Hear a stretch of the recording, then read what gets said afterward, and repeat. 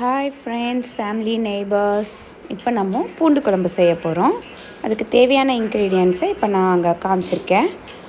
Next இப்போ நம்ம first ஒரு பேன் எடுத்து அதில் ஆயில் விடாமல் ட்ரை இன்க்ரீடியன்ட்ஸ் ஒவ்வொன்றா போட்டு ஃப்ரை பண்ணிக்க போகிறோம்.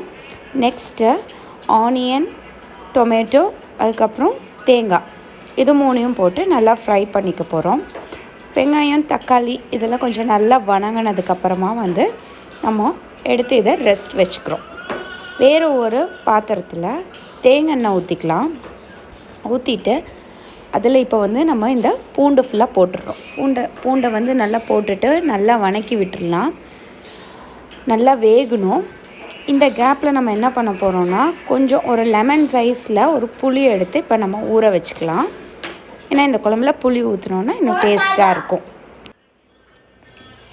இந்த அளவு தான் புளி எடுத்திருக்கேன் நான். நெக்ஸ்ட்டு இப்போ நம்ம பூண்டு எப்படி வெந்திருக்குன்னு பார்க்கலாம். ஓகே, நல்லா வெந்துருச்சு. இப்போ நம்ம அரைச்சி வச்ச மசாலா இது கூட ஆட் பண்ணிக்கலாம்.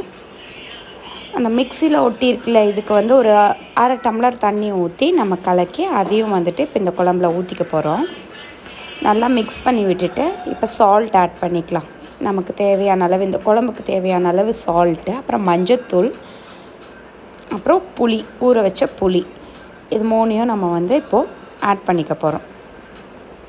நெக்ஸ்ட் இதை நல்லா மிக்ஸ் பண்ணிவிட்டு கொத்தமல்லி தழையை போட்டு நம்ம மூடி வச்சிடலாம். மூடி வைக்கும்போது இன்னும் நல்லா எண்ணெய் பிரிஞ்சு வரும். இப்போ பாருங்களேன், எண்ணெய் பிரிஞ்சு வந்துடுச்சு. இந்த குழம்பு நம்ம இந்த மாதிரி கலரி பார்க்கும்போது அந்த பாத்திரத்தில் ஒட்டாது. அந்த மாதிரி ஒரு கன்சிஸ்டன்சியில் வந்துச்சு அப்படின்னா நம்மளோட பூண்டு குழம்பு ரெடி ஆயிடுச்சு. இப்போ இதை சுட சுட சாப்பாட்டில், அதுக்கப்புறம் தோசை, இட்லின்னு நம்ம வெரைட்டியாக வச்சு சாப்பிட்லாம்.